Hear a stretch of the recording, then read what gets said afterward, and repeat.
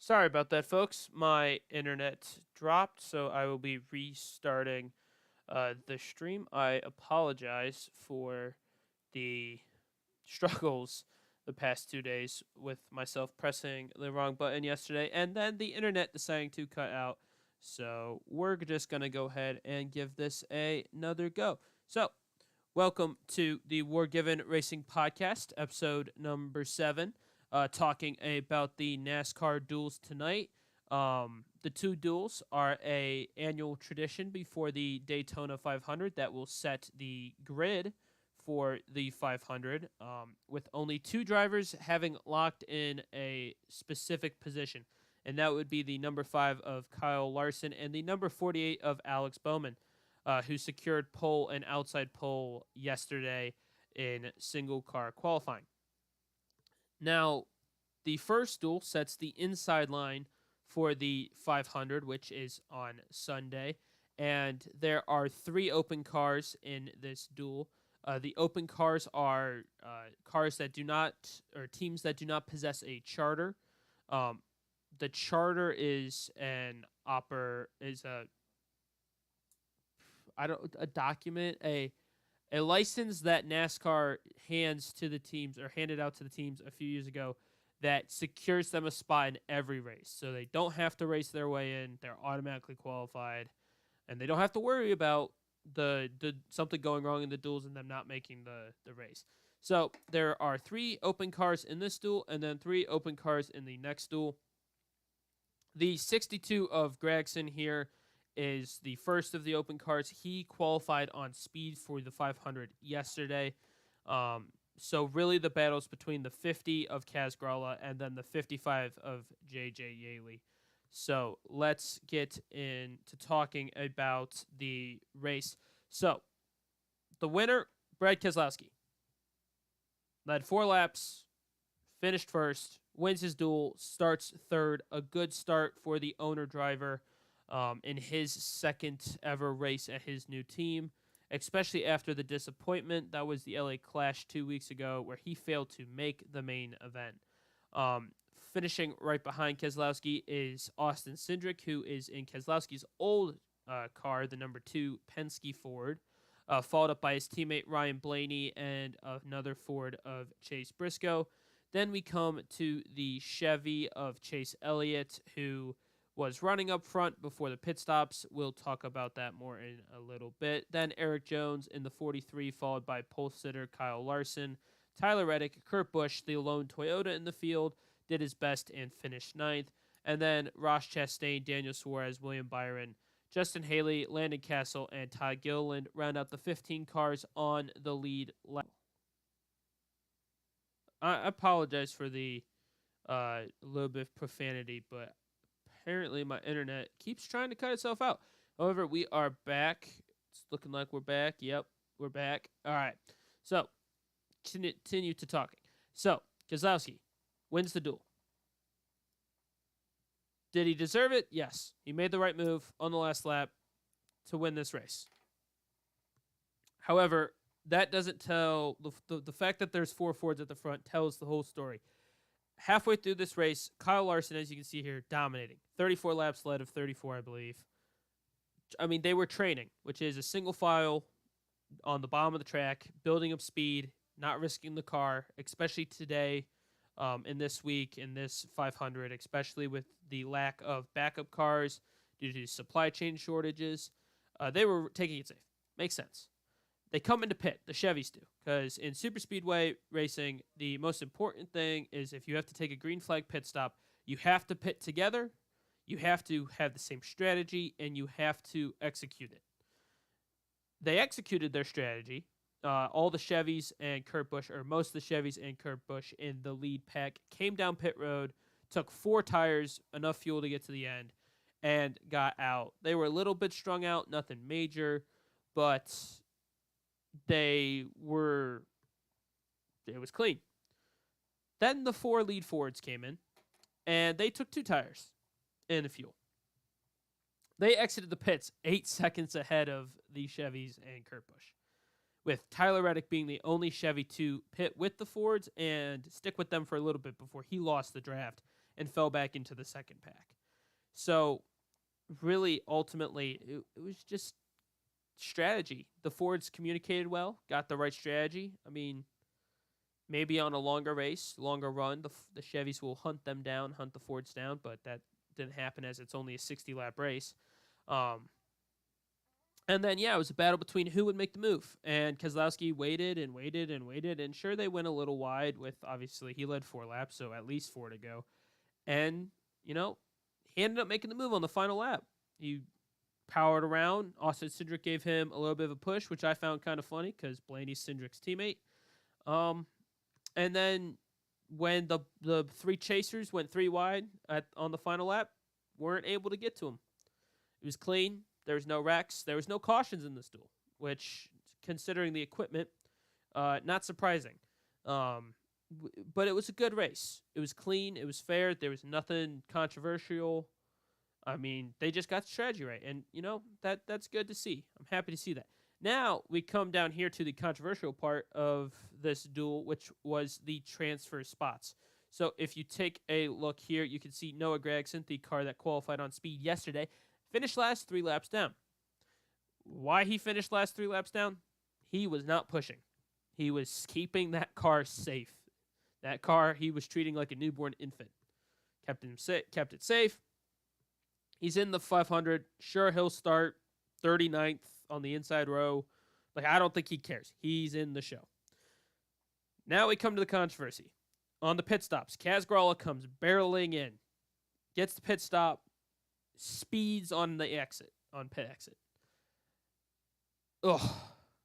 He goes 2 laps down. JJ Yeley in the 55 is only 1 lap down. But JJ Yeley is only running with BJ McLeod here, the 78, and this 2-car tandem.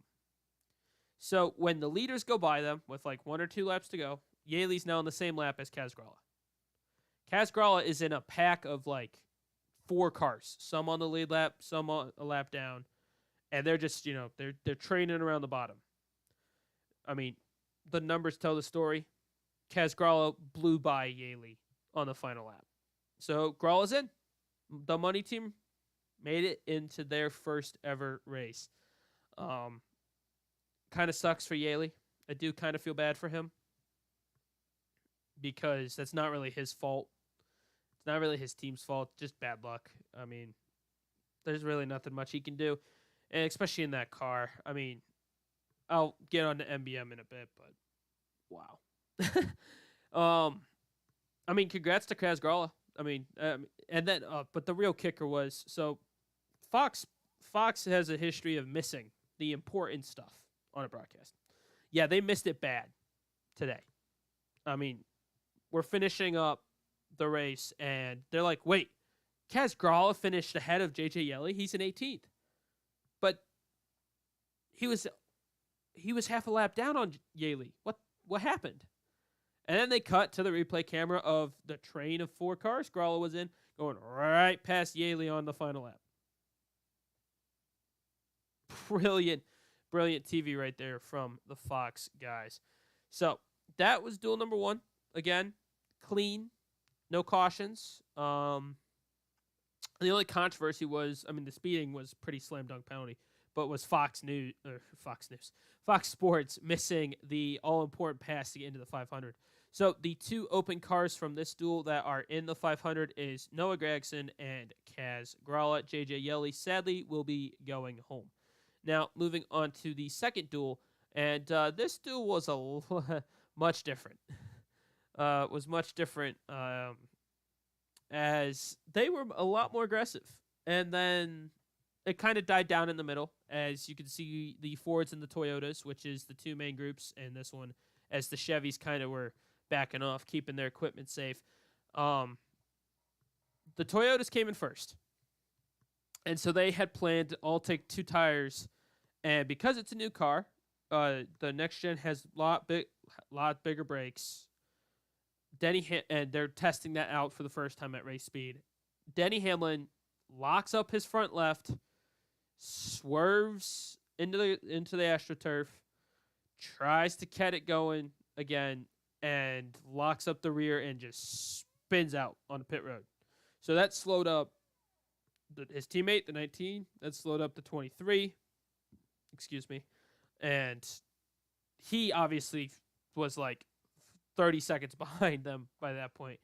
Or at least it felt like that by the time he got it turned around. And so that screwed up the Toyotas. So instead of being a pack of 5 strong, they're now a pack of 4 strong. They're not coming out at the same time, so they've got to collect each other. And by the time the Fords pit, Harvick kind of falls off, but there's a pack of 4. And that would be Buescher, McDowell, Burton, and Logano.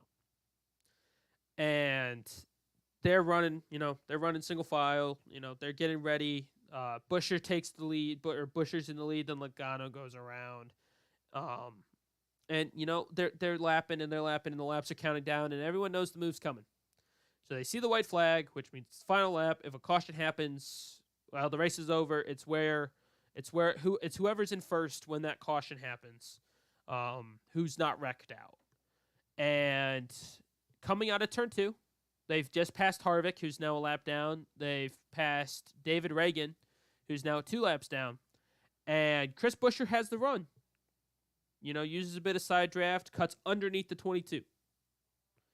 Logano, being Joey Logano, cuts down to try to block him. And they make contact. Logano loses control, hits the wall pretty hard. I was happy to see him okay. Obviously, we'll find out more later. But, first crash of the next-gen car at high speed at Daytona. And it seems that everything worked properly, which is, was my biggest concern. Obviously, that's just a single-car incident, not a big one, which is the colloquial term for several cars getting destroyed or junked in a wreck at the super speedways. So, Logano kind of got what he deserved. He went for the late block. Buescher tried avoiding it, couldn't, won the race because he was in front of McDowell. Barely. Good racing by McDowell and Burton to not get destroyed. I know they had a bit of contact with Logano, but their cars were pretty clean, so good for them. And then the Toyotas, Stenhouse, in the next pack, and then Harvick, and then these guys down here were just saving. Denny Hamlin after his incident just saving. Greg Biffle, though.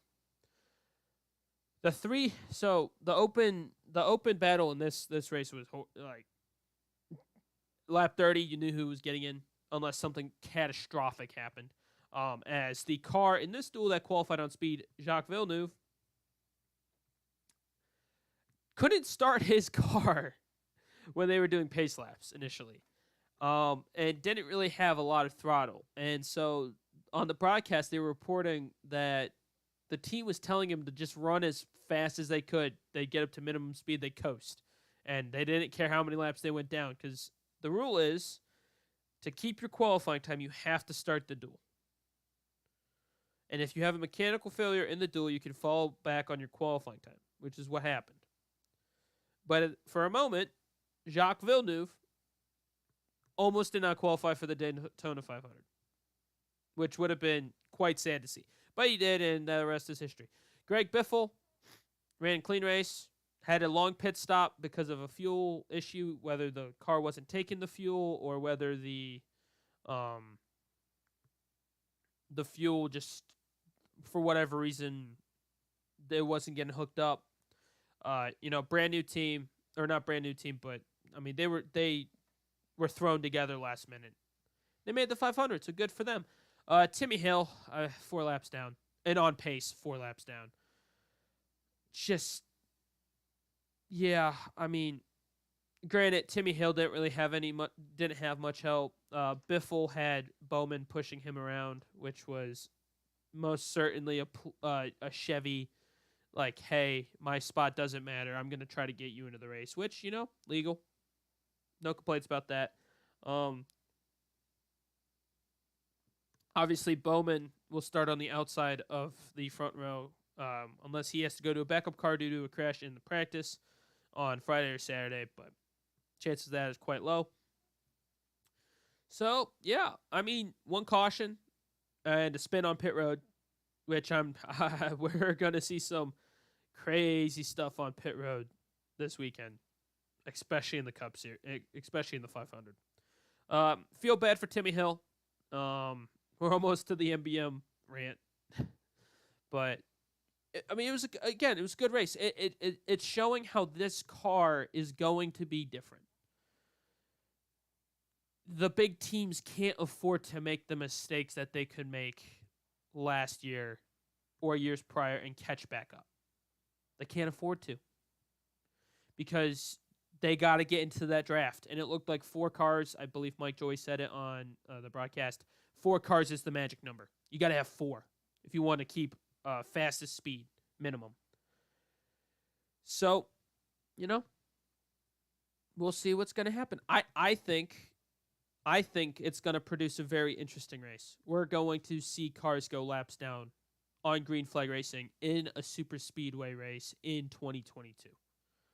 And the last time that really happened was before I started watching NASCAR, early 2000s. It's going to be a lot of setup work. It's going to be a lot of handling work. It's going to be a lot of just consistency. And while that may seem boring to some, my opinion, that's pretty interesting because they got to be consistent for 200 laps. They get stage breaks, but they got to be consistent, and that's what they got to do. Other final thing, points were handed out to the top 10 for tonight's race. And you may be wondering, oh, well, Joey Logano's down in 9th. That's because he didn't finish the race, even though at the time of caution he was 3rd. Any cars that don't cross the finish line on the final lap due to an accident, they get put under accident and dropped back to the last spot on their lap. That's why he finished 9th. So right now, the 2 Roush Fenway Keselowski cars are tied in points with 10 points each. And then you've got Michael McDowell and Austin Cindric tied for 2nd, or technically tied for 3rd, in points, which is absolutely insane. But anywho, I mean, yeah, it's Daytona, baby. Logano played with fire. He said he wasn't gonna be afraid of blocking in an interview a few nights before, or it might have been last night before the single car qualifying. He said he wasn't afraid. He wasn't afraid to junk his car. Well, his car got junked, and after he got out of the car, I was laughing because, oh, I can't believe I picked him. Oh, okay. So going into my picks for tonight, the open cars I got spot on. Didn't look like it with Kaz Grala after a speeding penalty, but nailed those. MBM disappointment again. If you watched last night's 2 episodes due to the button pressing, you'll have heard my MBM rant about how they should have just focused on one car and they might have made the show. Especially with Biffle having issues and Grala having issues, they probably would, and Villeneuve having issues, they probably would have made it. So I do feel bad for them. I feel bad for their drivers because they weren't gonna do it on pace. They needed luck, and luck didn't swing their way. The Fords out in front, I mean, nailing strategy. And, it looks like it will take, maybe a late race restart to stop the Fords from winning. This was a concern with NASCAR. The Fords in the previous car were strong until they had to redesign their nose due to NASCAR. The Fords got nerfed a week or 2 ago in performance-wise, so they had to do some quick body edit. Well, it looked like it didn't really work. I'm knock on wood. Ford's right now the manufacturer to beat, which, I have no issue with. I've got a very nice blue oval coffee mug, and I will enjoy drinking from it tomorrow while I think about these victories for Roush Fenway Keselowski. Big winners for them. I mean, big winners for everybody, really, except for Joey Logano, who is and Jacques Villeneuve. Everybody else brought their car home clean, which is super important. Um, I'm sure the team owners and the crew chiefs and the team members are extremely happy about that. And it sets up an interesting 500. I don't know what's going to happen.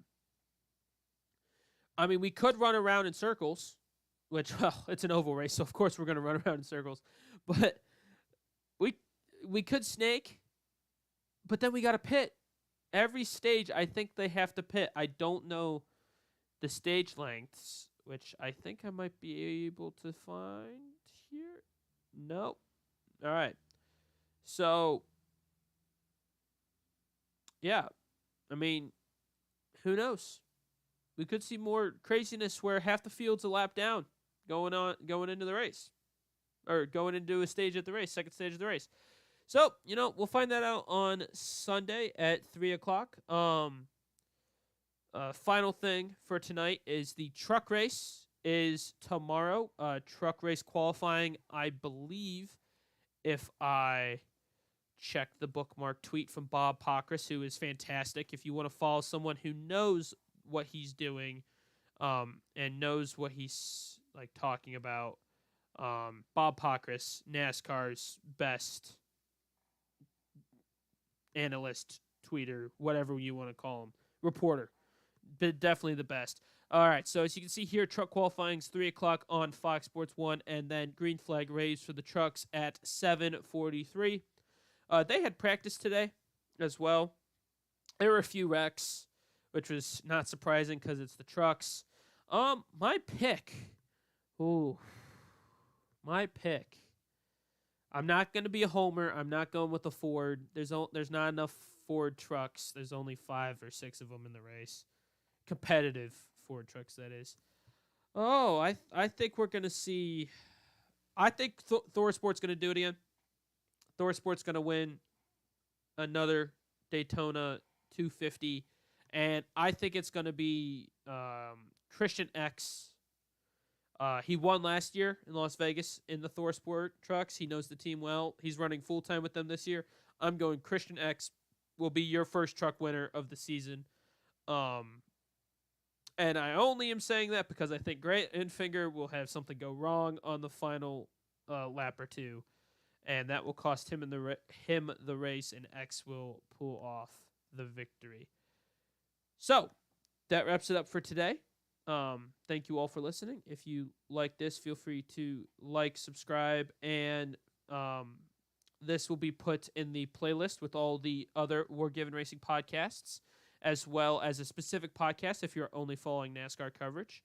But yeah, so the duels. Next gen, first race, positive. Next gen's first crash, driver walked away. Now we just gotta survive the big one.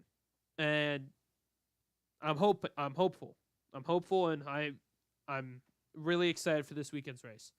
Again, trucks tomorrow night. Wouldn't miss it. It's always an exciting race. It's probably going to end with 5 cautions in the final 10 laps.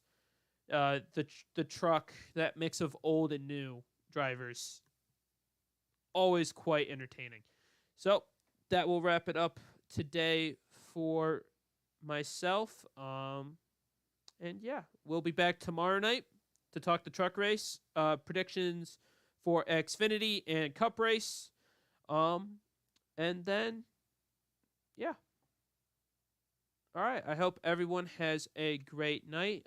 Enjoyed the races, and we'll be back tomorrow.